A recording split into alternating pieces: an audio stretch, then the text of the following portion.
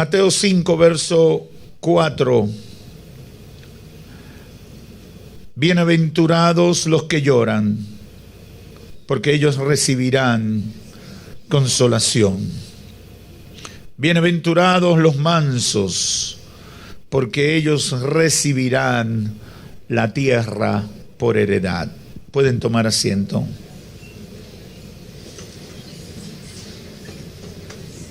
Aleluya. Gloria a Dios. Quiero hablar en esta oportunidad con el tema principios de vida para quienes buscan agradar a Dios, segunda parte. Quiero continuar esto que comenzamos hace aproximadamente un mes.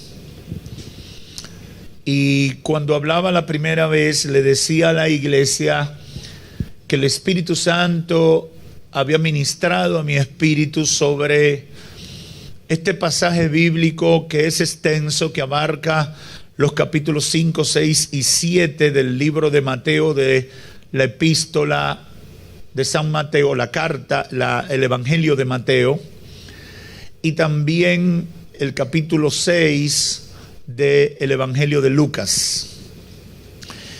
Y testificaba que había entendido esta palabra, había sido impactado, o mis ojos habían sido abiertos al meditar en toda la instrucción que el Señor Jesucristo le da a sus discípulos a lo largo de todo este mensaje, que es el mensaje más extenso de Cristo durante toda su vida y todo su ministerio. Creo sin temor a equivocarme que necesitamos aprender estos principios que hemos llamado principios de vida para quienes buscan agradar a Dios. Necesitamos aprender estos principios porque nos ayudarán a alcanzar la meta. Nos ayudarán a alcanzar el propósito de Dios. Nos ayudarán a vivir la vida cristiana, a vivir la vida que a Dios le agrada. Y yo creo que la mayoría de la gente que está escuchándome quiere vivir una vida que le agrade a Dios. Es más, me atrevería a decir que aún gente que no se congrega, que no está en la iglesia, quiere vivir una vida que agrade a Dios. Pero no siempre está debidamente orientada. No siempre conoce qué es lo que debe hacer.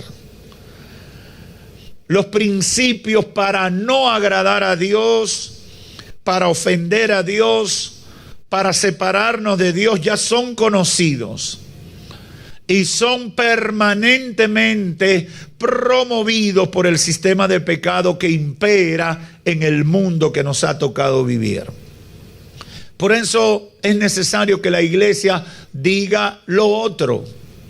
La iglesia dé a conocer lo que son los principios que son determinantes para agradar al Señor con nuestra vida.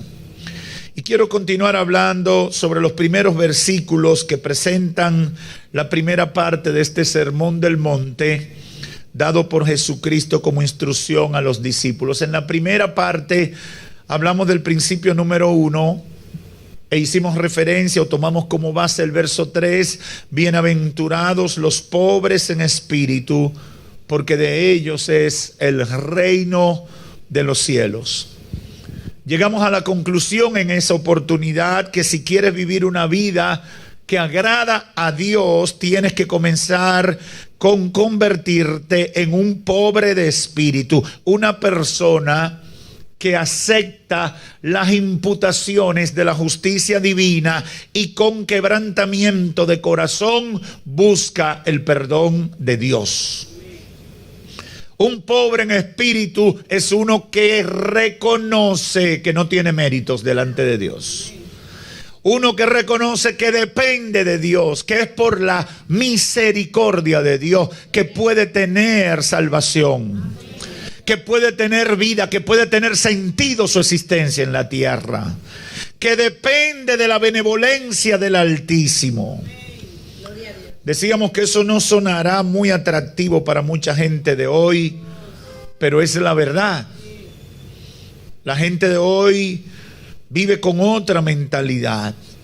Pero yo quiero decirte, no hay posibilidad de vivir una vida en comunión con Dios si no nos convertimos en pobres en espíritu. Hoy quiero continuar con los principios 2 y 3 de esta serie a la luz de esta primera parte del Sermón del Monte, que son las bienaventuranzas. Y el principio número 2 es el verso 4. Bienaventurados los que lloran, porque recibirán consolación. Otras versiones dicen: bienaventurados los afligidos, porque serán consolados.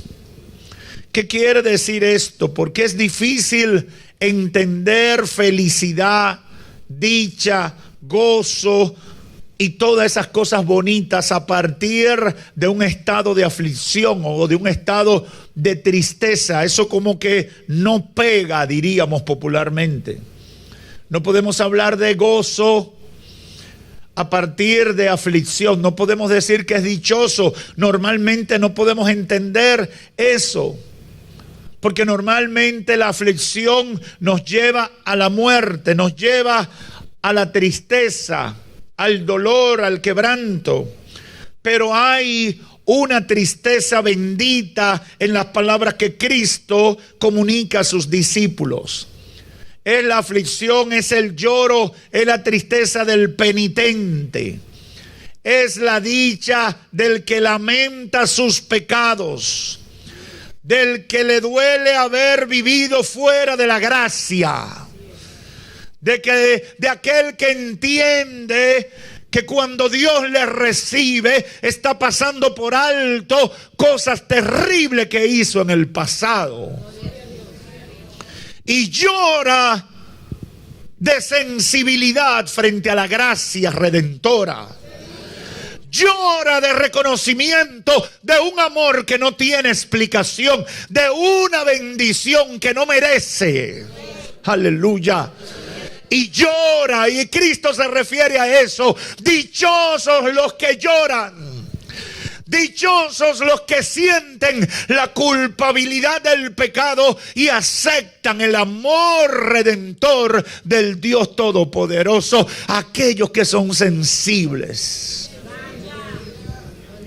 Bienaventurados los que lloran. Cuando usted hace un estudio detallado de este pasaje, va a notar en el idioma original griego que se escribió el Nuevo Testamento, hay 9 palabras que se usan para hablar de lloro o de llorar, para expresar tristeza. Pero el término que Cristo usa aquí es el más fuerte de todos y expresa, si lo vamos a traducir, un corazón quebrantado, un corazón dolido. Quienes lloran por su pecado personal sienten la profunda separación que el pecado causó entre Dios y ellos. Yo he visto a mucha gente pasar al altar a convertirse en medio de un mar de lágrimas, en medio de hipío, como decimos nosotros. Otros quizás son menos expresivos y pasan con los ojos aguados o pasan cabizbajos. ¿Por qué? Porque ya el Espíritu Santo trató con ellos. Se dieron cuenta, se le quitó la venda y ante la realidad que enfrentan se quebrantan. Y por eso lloran. Lloran por los pecados. Pero también en las palabras de Cristo hay otra idea implícita. Bienaventurado el que llora por el pecado de otros. Bienaventurado el que llora por los eventos tristes, las tribulaciones temporales y otras pruebas que sufren en la vida cristiana. Cristo, en términos concretos, está hablando de la dicha de ser sensible a realidad de nuestro pecado y al sufrimiento que como consecuencia se produce en la vida humana por los hechos pecaminosos. Y yo quiero decirle, a muchos quizás le enseñaron que llorar es de débiles. Y a muchos quizás le dijeron que es una vergüenza llorar. Y yo he testificado muchas veces que el día que tuve mi primera gran experiencia sintiendo la presencia de Dios en mi vida, la expresión que surgió de todo mi ser fue lloro. Lloré por horas. Y yo no sabía, yo no había matado a nadie. Yo no había robado a nadie. Yo no había dañado de manera directa o consciente a nadie. Pero cuando tú sientes la santidad de Dios que se manifiesta en ti, cuando Dios se revela un poquito más de lo común a tu vida, tú te das cuenta lo vil que tú has sido. Y qué bendición es que ese Dios tan grande, santo y maravilloso se revele a tu vida. Y entonces de ti viene el quebrantamiento, viene esa forma de doblegarnos en lágrimas delante del Señor.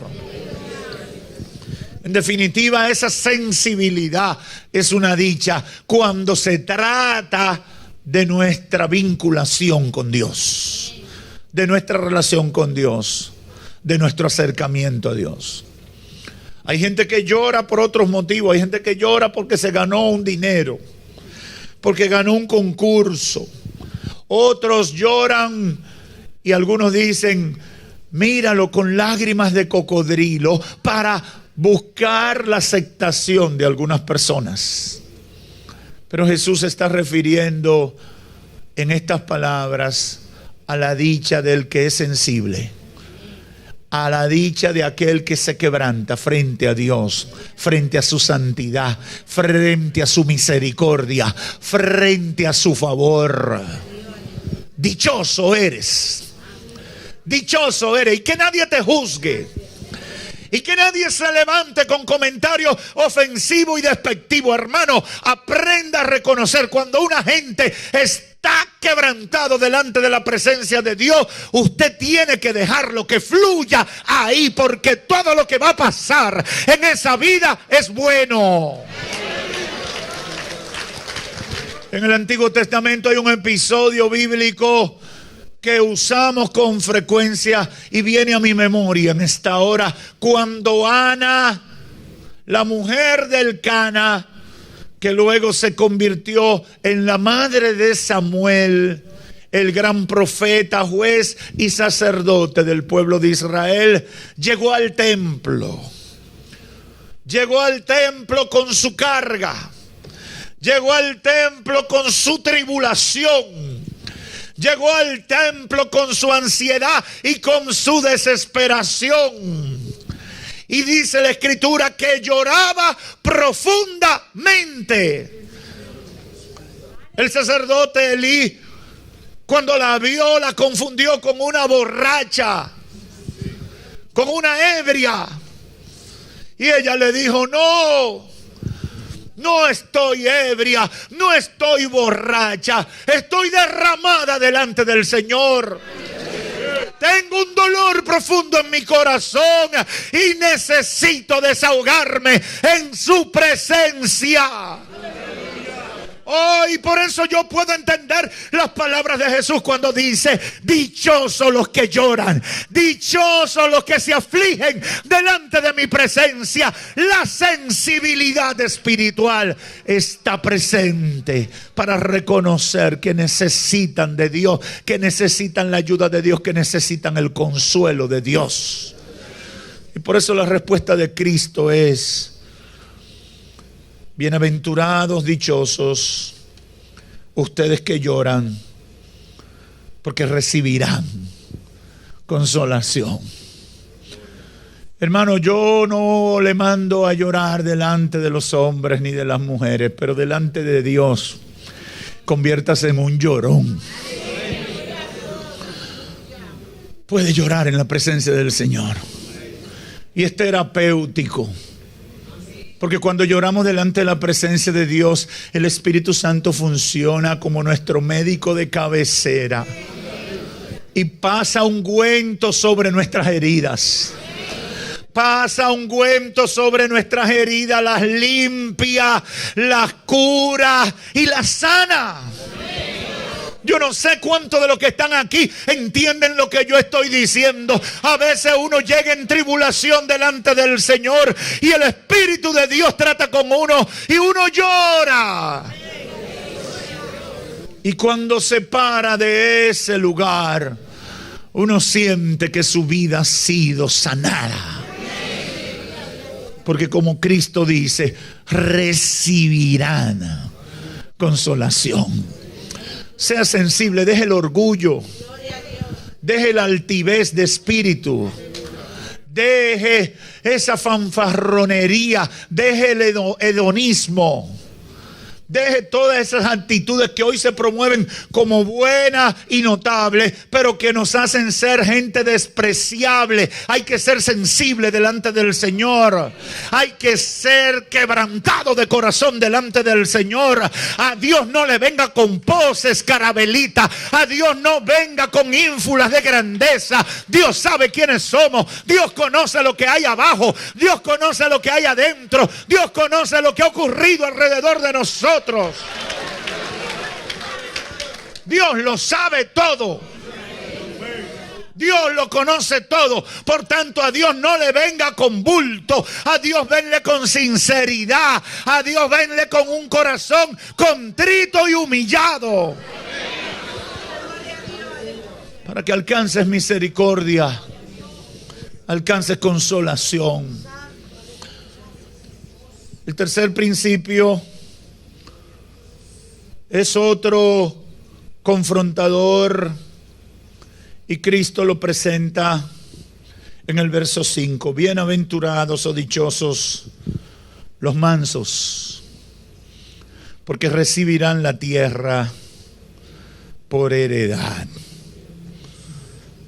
La definición corriente de una persona mansa es alguien benigno, es alguien apacible, es alguien sosegado, es alguien tranquilo. Sin embargo, muchos hoy en día ven una actitud o conducta o una forma de ser así como algo perjudicial, algo dañino, desventajoso.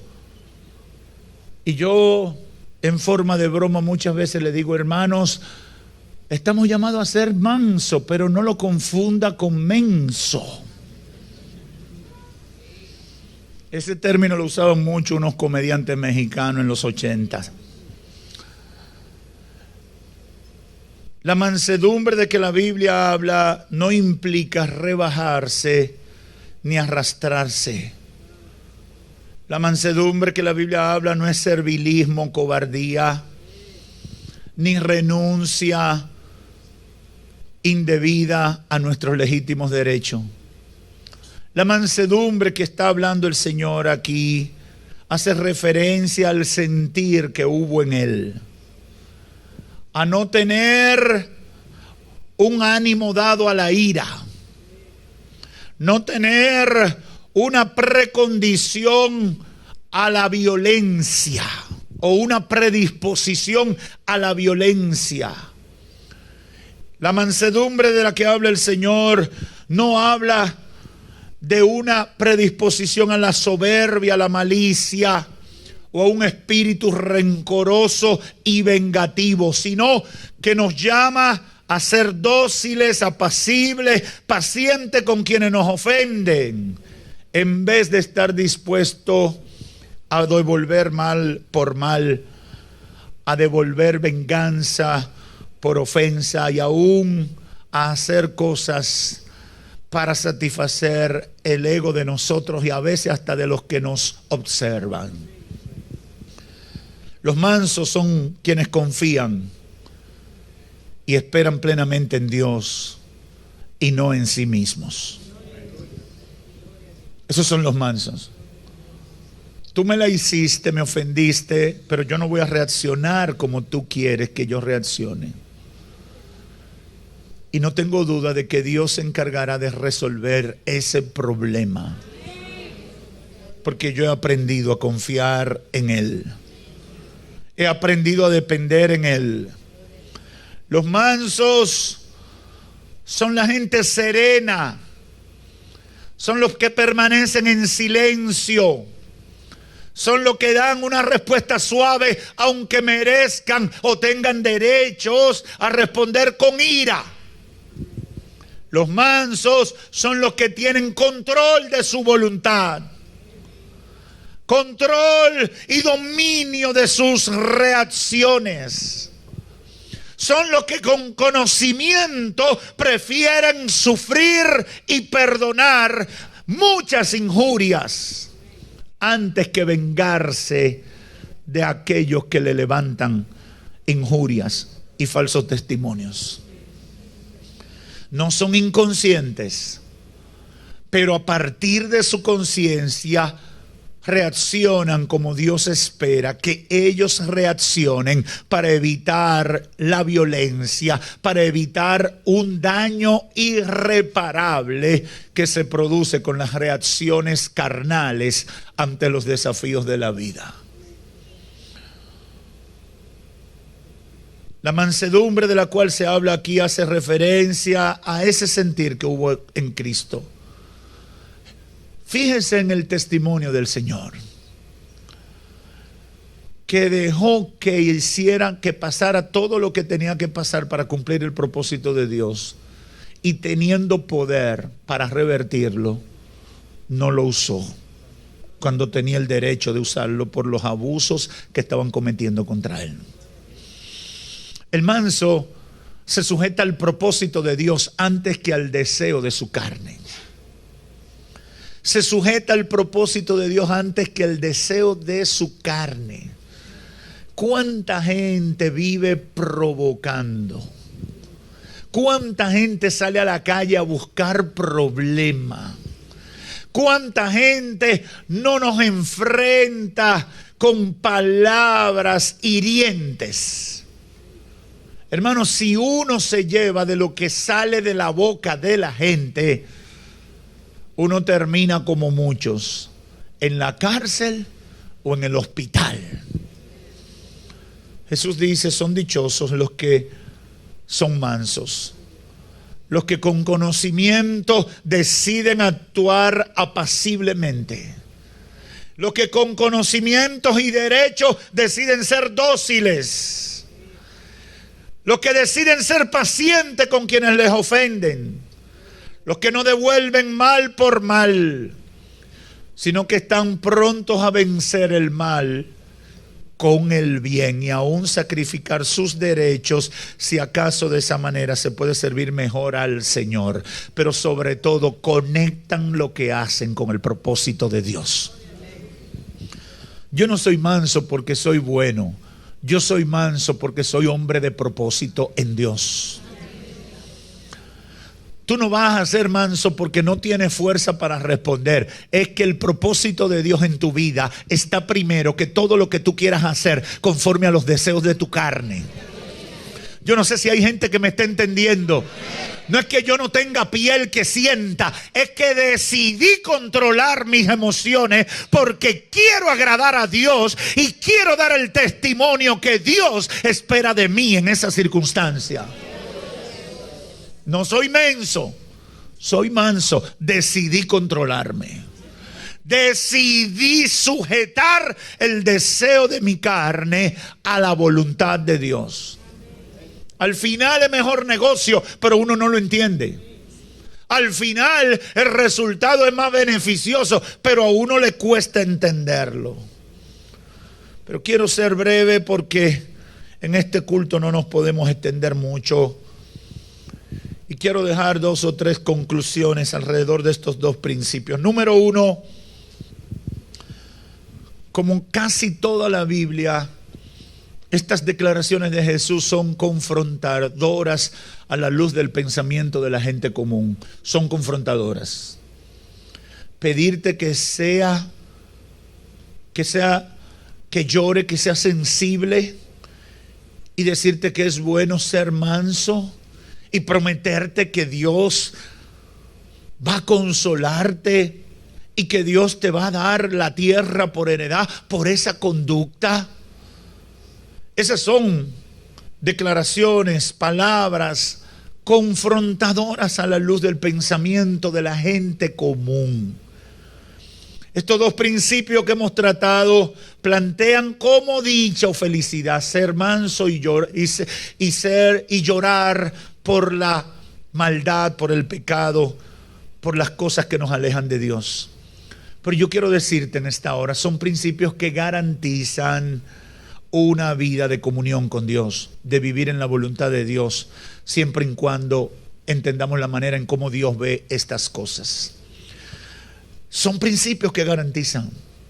¿Qué esperan la gente? Que uno sea violento.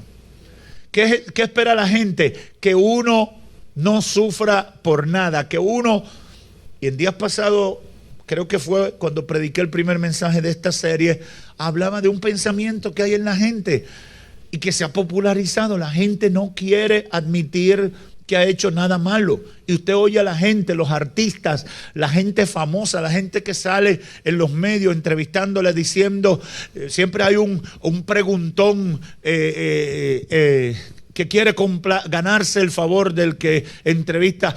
¿Tienes algo de qué arrepentirte? Y ellos dicen muy orgullosamente, yo no tengo nada de qué arrepentirme. Pero mira que tú mataste 5, sí, pero yo no tengo nada de qué arrepentirme. Claro que usted tiene algo de qué arrepentirse. Usted metió la pata, usted hizo cosas malas, usted hizo cosas desagradables delante de Dios y delante de los hombres. La Biblia dice desde el principio somos pecadores, hemos nacido con la simiente del pecado, pero para esto vino el Hijo de Dios, para deshacer las obras del diablo. El enemigo quiere que nos consideremos especiales, únicos, que no tenemos nada de qué reconocer nuestra falta, cuando la verdad bíblica es que somos pecadores.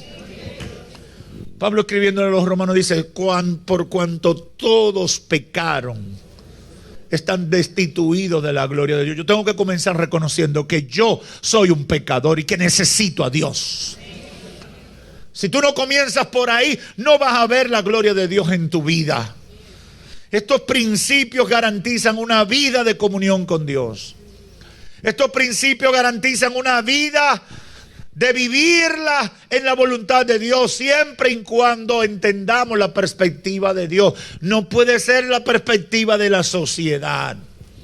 La sociedad nos va a calificar de todas las cosas malas. De todas las cosas malas. Y en el tercer mensaje de hoy voy a hablar de los resultados que de cara a la sociedad, comparativamente frente a los de Dios, vamos a tener que enfrentar por seguir los principios. Pero a la sociedad no le hace gracia la gente que es sensible por su condición de pecado. La gente que llora por su pecado. A la sociedad no le hace gracia. No le hace gracia que tú seas manso. La gente quiere verte pelear. Yo recuerdo que cuando uno era niño, no sé si ahora, pero yo creo que ahora también, los muchachitos querían siempre, al final, tenían una diferencia y como en el colegio no se podía pelear, esperaban salir afuera. No te apures, afuera yo te encuentro. Y a veces uno decía esa cosa en medio del calor y la discusión, un juego de basquetbol, se dieron un codazo o se dijeron una cosa fea. Pero ya cuando llegaba la hora de despachar, ya eso se había olvidado, eso se había pasado, se habían enfriado, pero habían unos. Y tú no dijiste que le iba a partir la cara. Y tú no dijiste que él te la iba a pagar. Y tú no, pero ya yo dejé eso así. No, eso no se puede quedar así. ¿Alguien recuerda lo que yo estoy hablando? Así está el mundo. Así está la sociedad. Así está el sistema de pecado en el que vivimos. ¿Cómo es posible que tú te vas a quedar dado? ¿Cómo es posible que tú te vas a quedar avergonzado? ¿Cómo es que tú no vas a hacer lo que tú tienes que hacer? Jesús te dice, dichoso. Dichoso por ser sensible al pecado. Dichoso por ser manso. Yo te voy a dar consolación y yo te prometo la tierra por heredad. No te dejes llevar por la presión del sistema. Si queremos vivir vidas agradables a Dios, debemos llorar como expresión de agradecimiento por Dios fijarse en nosotros. Debemos llorar al saber que su misericordia nos alcanzó. Debemos llorar al ver tanta gente que se pierde sin Dios. Ese lloro es agradable delante de la presencia de Dios y el Señor nos consolará. Eso, junto con la dicha de ser manso, nos libra de los conflictos, de los pleitos, de las contiendas y de la misma muerte. Son dos recomendaciones poderosas, oportunas para nosotros hoy, necesarias, porque si la ponemos en práctica vamos a ver resultados maravillosos. ¿Cuánta gente violenta hay hoy en día? ¿Cuánta gente violenta tenemos hoy en día? ¿Cuánta gente con situaciones hoy en día? Dichoso, bienaventurados los mansos. Bienaventurados los que lloran. En segundo lugar, los principios de Jesús para vivir vidas agradables a Dios son retadores, pero yo quiero decirte, no son imposibles. No sé si lo entendiste, pero te lo voy a repetir. Parecen, pero no son imposibles. Parecen, pero no son imposibles. Son retadores, pero no son imposibles. Son contra el sistema, pero no son imposibles. El Espíritu Santo nos dará la fuerza para nosotros responder adecuadamente, conforme a las circunstancias y al deseo que tenemos de agradar a Dios. Yo reto a los violentos, a los que dicen que son mecha corta, a los que dicen que son arrebatados, a los que dicen que no le aguantan nada a nadie, a los que dicen que no tienen nada de qué arrepentirse, a los que dicen que no lloran por nada ni por nadie, a los que dicen que no necesitan nada de eso. Yo los reto a probar las recomendaciones de Cristo. Y yo le garantizo que la satisfacción de una vida en comunión con Dios no le igualará nada de lo que tú hasta ahora has estado haciendo. Vale la pena vivir una vida agradable a Dios. Vale la pena. Es maravilloso. Es lo mejor que se puede sentir en esta tierra. Todo el que me escucha, y esto lo han dicho muchos que han estudiado la conducta y el pensamiento o el ser, las cosas que se sienten interiormente en el ser humano, no hay nada mejor que vivir de acuerdo con Dios. Cuando usted está viviendo de acuerdo con Dios, usted se siente bien, aunque tenga hambre, aunque no tenga nada en el estómago. Cuando usted vive en comunión con Dios, cuando usted siente que la justicia divina no lo persigue, usted se siente cómodo, usted se siente con expectativa, usted siente que le quitaron un peso de la cabeza, de los hombros. Cuando al contrario usted siente que está en un problema con Dios, a veces la gente llega a la iglesia y como sabe que está en pecado, se la pasa mirando a la derecha y a la izquierda, para arriba y para abajo, porque cree que todo el mundo lo está analizando y que tiene el video de lo que ellos hicieron. Y como ahora todo lo capturan en video, hay mucha gente que vive la vida así. Algunos popularmente dicen, viven jucho. Viven en temor, viven sintiéndose perseguidos. Pero qué bueno cuando uno vive una vida que es agradable a Dios. Qué bueno experimentar esa sensación de libertad. Qué bueno experimentar esa sensación de no culpable. Qué bueno experimentar esa sensación de comunión con el Altísimo. Que el cielo celebra mi conducta y todo lo que yo soy y todo lo que yo hago. Ahí sí, de verdad, el que vive así no tiene nada de qué arrepentirse. Vive cómodo. Yo les recomiendo a todo el mundo, prueba una vida agradable a Dios. Prueba vivir conforme a la voluntad de Dios para que tú sepas lo que es vivir vida buena en esta tierra. Yo no sé si aquí hay alguien que puede decir que ha disfrutado lo que yo estoy hablando. Aleluya, aleluya. Piensa en la vida que vivías antes lejos de Dios y compárala con la que tienes ahora y podrás decir la diferencia. Los principios de Jesús para vivir vidas agradables son retadores, pero no son imposibles. Y por eso mi consejo es que si quiere agradar a Dios, siga las instrucciones, porque al final ninguna otra manera de vivir en esta tierra será más satisfactoria. Y ni qué decir de la eternidad. Hermano, siéntete bien haciendo lo que a Dios le agrada. No te lleves de lo que diga la gente. Una de las cosas que los cristianos aprendemos es a no vivir conforme a lo que dice la gente. La gente dice cualquier cosa. Ay, tú estás gordo, tú estás flaco. En un día usted le dicen dos opiniones tan diametralmente opuestas como esa. Hay gente que dice, tú estás joven. Y después otro dice, ay, pero tú estás acabado. Entonces tú dices, pero ven acá, ¿y dónde es que yo estoy? Pero la gente está loca. La gente tiene problemas. Preocúpate de cómo Dios te ve. Preocúpate de qué piensa Dios de ti. ¿Cuál es tu situación con Dios? Yo no sé lo que diga la gente. Tampoco debe importarme tanto. Lo que Dios dice, lo que Dios ve en mí, eso es lo que vale. Al cierre le digo a todos los amigos que hoy pueden comenzar a vivir una vida agradable a Dios.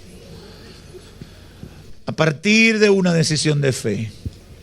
Mi consejo es que se conviertan a Cristo. No puedes esperar que Dios haga cosas grandes en tu vida si quieres vivir como tú deseas o como tú piensas, conforme a los principios del mundo de pecado en el que vivimos. Si tú quieres cambio, si tú quieres agradar a Dios, tienes que cambiar la constitución de tu vida. Hazle una reforma constitucional a tu vida. Y nada más necesita un solo voto, el tuyo. Haz una reforma hoy. Y dile al diablo, esto no sirve, esto me ha arruinado, esto ha tenido consecuencias nefastas en mi vida. A partir de hoy, cambio de vida. Establezco a Cristo en mi vida. Quiero dirigirme por esta vida nueva. Quiero agradar a Dios. Si quieres probar, amigo o amiga, que estás aquí o me escuchas por los medios, acércate a Dios, ven aquí delante, te vamos a guiar en una oración de confesión y arrepentimiento delante de Dios. Eso cambiará tu vida para siempre. La Biblia nos da la guía, a nosotros nos toca seguirlo. Vivamos conforme a los principios que nos permiten vivir vidas que agradan al Señor. Que Dios los bendiga.